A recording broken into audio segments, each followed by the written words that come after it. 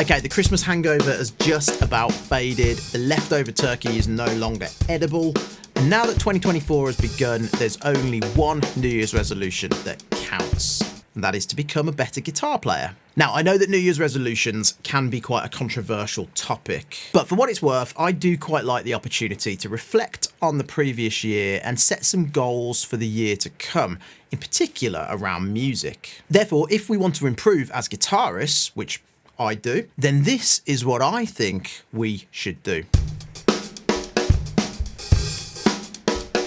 So number one, have something to aim for. Set a goal, something that keeps us motivated and moving in the right direction. Now this could be a live show. And if you've watched some of my previous videos, you'll know that I'm an advocate for live music. You can't beat the learning curve you'll get from playing in front of people live. Now that could be to join a band and book a gig. It could be, if you're a solo musician, to play an open mic night. Maybe even setting yourself up as a wedding guitarist or a function guitarist with the aim of having your first booking scheduled by summer. Now, there's no rules here. Goals can be whatever excites you or even scares you. But the idea here is to have something in mind that gives you something to work towards. Then, of course, it's worth thinking about how you're going to get there. Who do you need to reach out to? Do you need a website? Do you need to get some photos produced? Social media content? What is it that you are going to aim for in 2024?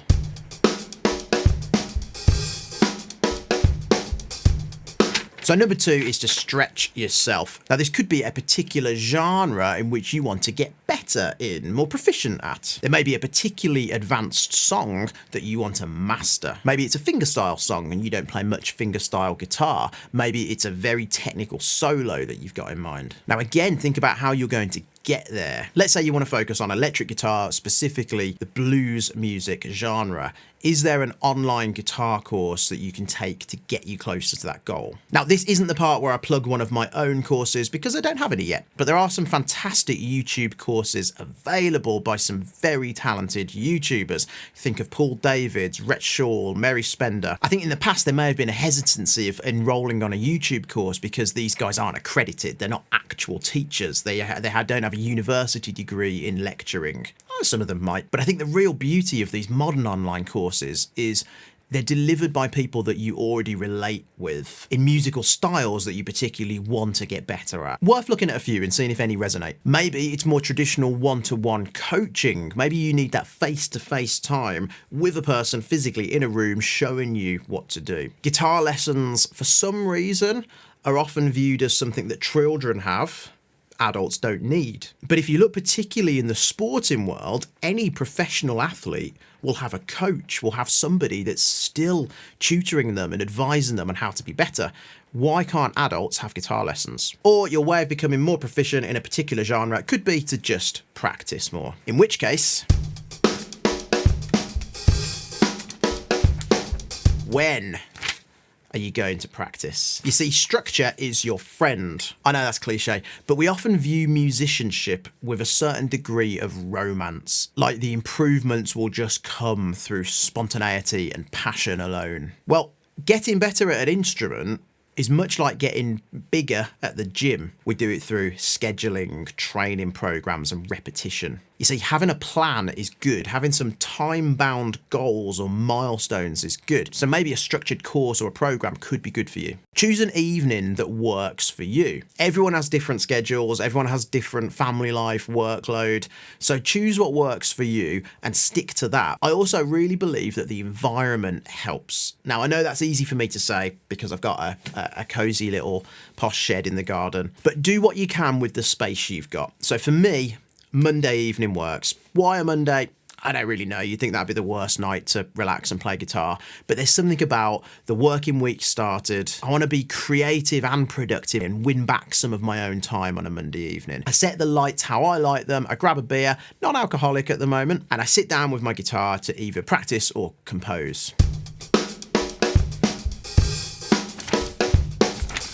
I'm guilty of not changing my strings often enough. And if you've ever fallen out of love with your instrument, try just changing your strings. Honestly makes a huge difference. I'd also say have it serviced and set up correctly. If you've never had your guitar set up and it's come straight out of the box, straight out of the factory, the chances are it's not operating at 100%. It might sound good, especially if you spend good money on a decent guitar. You may be 60, 70, 80% of the way there, but having it serviced correctly and set up by a professional makes such a difference. And then clean and protect your guitar. Now, I'm pretty terrible when it comes to guitar maintenance. I'm not mechanically minded. I love playing guitar. I'm not very good at fixing guitars. I'm exactly the same when it comes to things like cycling.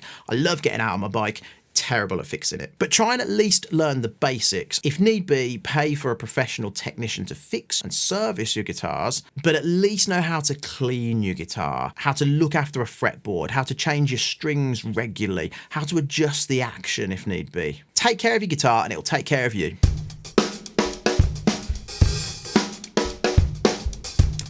Struggle to know what to draw on this one. Light bulb, inspiration, pair of binoculars. Supposedly, our appetite for new music peaks at around age 24 and has completely gone by the time we're in our 30s, meaning that we just spend the rest of our lives listening to whatever we listened to when we were younger. Sound familiar? Maybe it's time to change that trend. At least rejuvenate our love for finding new music. Open up a new playlist on Spotify, something you wouldn't normally listen to. Find a new channel on YouTube that showcases new music. Actively dig out independent bands in your local area. But then maybe inspiration doesn't even need to be music. Try reading different books. If you're normally a fiction reader, try non-fiction. If you're a non-fiction reader, try reading fiction. Watch different movies and box sets. Even try traveling new routes. If you've got a regular commute to work, try going a different route. Try going the long way. It's amazing how much goes into our subconscious that we're not aware of that then resurfaces maybe even months later. You never know where a nugget of inspiration might come from and where it might lead you. Now, if all this goal setting sounds too much like hard work and you would like to get good by doing less, then I suggest you watch this video next. Do let me know in the comments below if you have any 2024 music related plans or goals or ambitions. Please also consider subscribing.